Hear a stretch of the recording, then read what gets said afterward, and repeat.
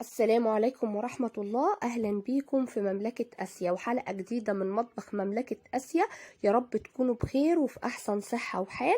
النهاردة هنعمل وصفة سهلة وبسيطة وتقدروا تطبقوها في البيت بكل سهولة من غير صعوبة ومن غير تعقيد. هنعمل المخلل المشكل في برطمان واحد ومن غير ما نسلقه ومن غير ما نعمل أي حاجة فيه. يلا بينا نشوف المقادير مع بعض وهنعمله ازاي. هنا احنا معانا اول حاجة اللفت انا جبته وقطعته بالقشارة اللي عندي، وبيبقى فيه من يعني ايه، بيبقى فيه من تحت كده زي شعر ومكان تواجده في الارض. فبيبقى فيه حاجات كده مش كويسة، فانت بتبدأي ان انت تشيليها بالقشارة او بالسكينة بتاعة المطبخ. بتبدأي ان انت تقطعيه، وانا نقعته الاول وهو صحيح في مية عشان لو عليه طينة او عليه اي حاجة من بره، يعني تراب وطينة وكده، ان هي بتنزل في المية. بتغسليه كويس جدا وبتقشريه الاول من الشعر والحاجات اللي فيه ديت، وبعد كده بنبدأ ان احنا نقطعه. انا قطعته بالقشرة بالشكل ده زي ما انتوا شايفينه كده، ورشيت عليه معلقة ملح كبيرة وهو في المصفى زي كده، وبدأت ان انا اقلبها بالطريقة ديت.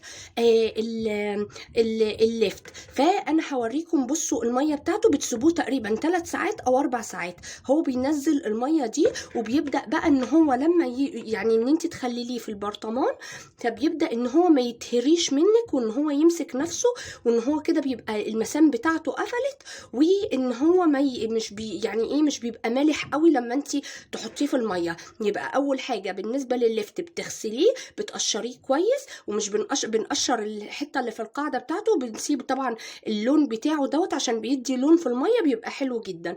وبتقطعيه بقى بالقشاره بالشكل اللي انت عايزاه. عايزه تقطعيه مكعبات عاديه بالسكينه، دي حاجه بترجع لك انت. 3 ساعات او 4 ساعات بنسيبه في المصفى وعليه معلقه ملح، وبتبداي ان انت تقلبيه. لو كميه اكبر من كده طبعا بتحطي معلقتين ملح. حاجة معانا في المخلل المشكل، معانا القرنبيط بنعمله من غير ما نسلقه. بتجيبي الراس وبتقطعيها بقى الوردات الصغيرة دي كده، او بالحجم اللي انت عايزاه. لو في اي حاجة برضو من هنا كده بتحاولي ان انت تشيليها بالقشارة او بالسكينة، وقطعته صغير وغسلته بالمية. بعد كده هنا معانا برضو في المخلل انا هحط خيار، هحطه صحيح مش هحطه متقطع. الخيار مدة تخليله بتبقى اقل من الجزر واقل من اللفت والقرنبيط. فاحنا هنعمل ايه؟ احنا هنحطه سليم عشان اساسا الخيار بيبقى ممكن اخره يومين 3 وبتلاقيه ان هو استوى، فعشان ما يبقاش طري معاكي قوي ويبقى طعمه مش حلو. ومعايا هنا فلفل، انا شايله الراس برضو بتاعته من فوق وما فتحتهوش ولا اي حاجه، هنحطه صحيح زي ما هو عشان الحاجات دي كلها تقدر ان هي ايه، تاخد وقت واحد في التخليل بتاعها. وهنا معايا الجزر، انا قطعته بالقشاره صوابع وقطعته دواير بالشكل ده. بتغسلي الجزر طبعا وبتعمليه بالقشاره من بره وبتقطعيه بالشكل اللي انت عايزاه. عندك القشاره ان انت تقشري بيها براحتك، عندك سكينه بتقشري بيها. انا وريتها لكم قبل كده. القشاره دي عندي انا كنت جايباها تقريبا ب10 جنيه، فهي بتعمل شكل بقى في اللفت وفي الجزر وفي البطاطس وفي الحاجات دي كلها اللي احنا بنعملها. يبقى احنا هنحط كل دوت مع بعضه في برطمان واحد، بيقعد 5 ايام او 6 ايام وبيستوي معاكي. اما الخيار لوحده ممكن اعمله لكم في فيديو منفصل، هو ما بياخدش وقت كبير في التخليل بتاعه، فاحنا عشان كده هنحطه صحيح مع المخلل. ديت اول نقطة انا كنت عايزة اتكلم فيها. الاضافات اللي احنا هنحطها ايه؟ هنحط طبعا الملح دوت معانا اساسي، كل لتر مية عليه 4 معالق كبار ملح. وهنحط سكر، مش هنحط خل نهائي. انا بحس ان الخل يعني وخصوصا مع اللفت بحسه ان هو كده بيخليه يسود وما بيبقاش حلو، فانا مش بحب الصراحة ومش بحبذ الخل. وفي نفس الوقت انا بسيبه ان هو يستوي براحته 5 ايام 6 ايام، مش ببقى مستعجلة عليه فانا مش هحط خل، هنحط ملح وهنحط سكر بس، ومعانا ورق لورا، ومعانا توم شرايح هنحطه معاهم. ايه اللي ممكن ان انت تضيفيه؟ انا عندي الولاد فساعات ممكن ان هم ياكلوا من المخلل، فانا مش بحط هريسه الشطه. في ناس بتجيب القرون الشطه اللي هي بتبقى لونها احمر وبتفرمها في الكبه مع توم مفروم وملح وكمون وكده، وممكن معلقه كركم، وبتحطها المخلل بيبقى زي اللي احنا بنشتريه من بره، وبيبقى بتشوفوا عليه اللي هو ايه، بيبقى لونه احمر كده وبيبقى حراق شويه. اما المخلل دوت انتي هتاكليه هيبقى نسبه الملوحه فيه مش عاليه قوي، يعني مش هيبقى مالح قوي للدرجه، وفي نفس الوقت مش هيبقى حراق ان ممكن الولاد في البيت ان اي حد ان هو ممكن ايه ياكل منه. هوريكم دلوقتي هنبدا نعمله ازاي، وهنضيف حاجه بقى ليه هتخلي لونه كده حلو. انا بحب لونه جدا بالاضافه ديت، بخليه لونه بيبقى حلو، بيبقى لونه جميل جدا. هنبدا دلوقتي وهنخلل بقى في ايه. هوريكم برضو البرطمان اللي احنا هنعمل فيه. وانا مش بحبذ الصراحه البرطمانات البلاستيك، بس اللي متاح عنده بلاستيك يعمل فيه. انا بحبذ الازاز، فانا بعمل في برطمانات ازاز. في واحد كده كبير عندي بعمل فيه، وبرطمانات صغيره بقى بتاعت مربى، بتاع سمنه، بتاع اي حاجه بيكون فاضي عندك انت بتستغليه وبتعملي فيه.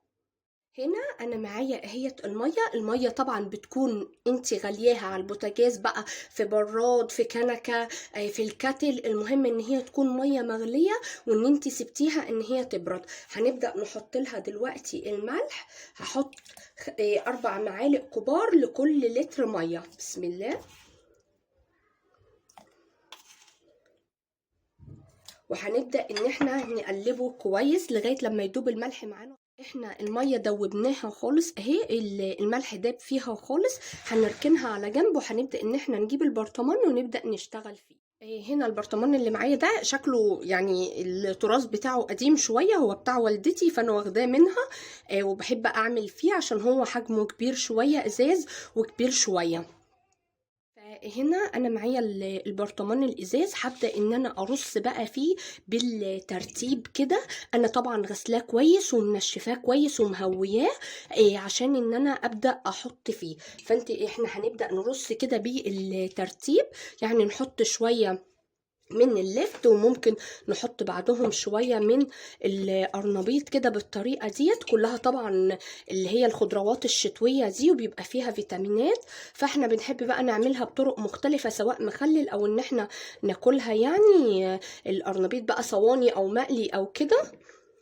وهنبدا ان احنا نحط معانا جزر. هبدا اوريه لكم يعني ايه، هبدا احط من كل نوع شويه بالتبادل كده بينهم، وهوريه لكم في الاخر شكله هيكون ازاي. بعد ما بنحط كده الطبقه او طبقه، بنبدا ان احنا نحط ورق اللورا اللي احنا معانا، وطبعا انا غسلاه، فهبدا ان انا احط منه، وهبدا احط بقى من الثوم اللي احنا عاملينه شرايح دوت شويه برضو في النص كده.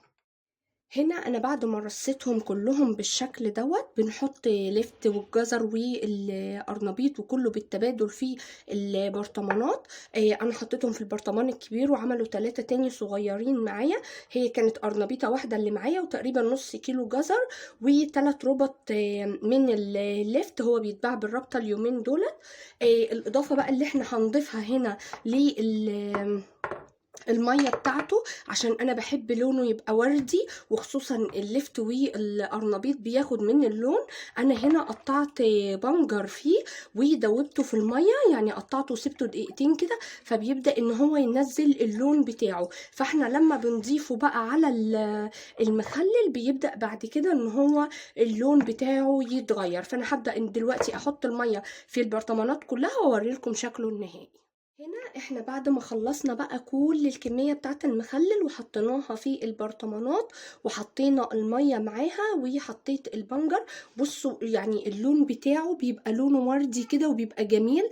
انا بسيب حتة من البنجر في كل برطمان بتعمل اللون اكتر، بيبقى تركيز اللون اكتر. فلما بيستوي بقى القرنبيط خصوصا بيبقى لونه وردي وبيبقى لونه جميل جدا.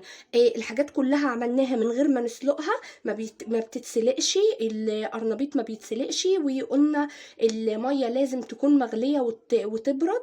الملح لكل كيلو مع لكل لتر 4 معالق كبار ملح، وحطينا معاهم سكر، ضفناها معلقه سكر للميه، معلقه كبيره، وقطعه ثوم والورق اللورا. يعني كل واحد بيحبه بذوق معين او بفكره معينه المخلل، بس في ناس بتحبه حراق. انا قلت لكم على فكرته ان هو يكون حراق ازاي، بالهريسه بتاعت الشطه دي. لو انتوا حابين ان انتوا تعملوه زي كده وما يكونش مالح قوي برضو عليكم، ان انتوا تقدروا تعملوه. يا رب النهارده الوصفه تكون سهله وبسيطه وان انتوا تطبقوها. ويعني بعد يعني المخلل اساسا بره لما انت بتشتريه بيبقى اغلى ما انت تعمليه في البيت. يعني النص كيلو معرفش بكام دلوقتي، بس هو لما انت يعني بتعمليه في البيت، اي حاجه بتعمليها في البيت بتبقى طبعا انضف واحسن، وانت بتبقي عارفه ان هي اتعملت ازاي، وفي نفس الوقت ارخص من بره. فقولوا لي على رايكم في التعليقات. ولو انتوا اول مره تشوفوني وتشوفوا القناه، اعملوا اشتراك لو عجبكم الفيديو، وفعلوا زر الجرس على الكل عشان يوصلكم كل الوصفات الجديده بتاعتنا. ولو انتوا مشتركين في القناه، لايك وشير للفيديو. قولوا لي على رايكم في التعليقات.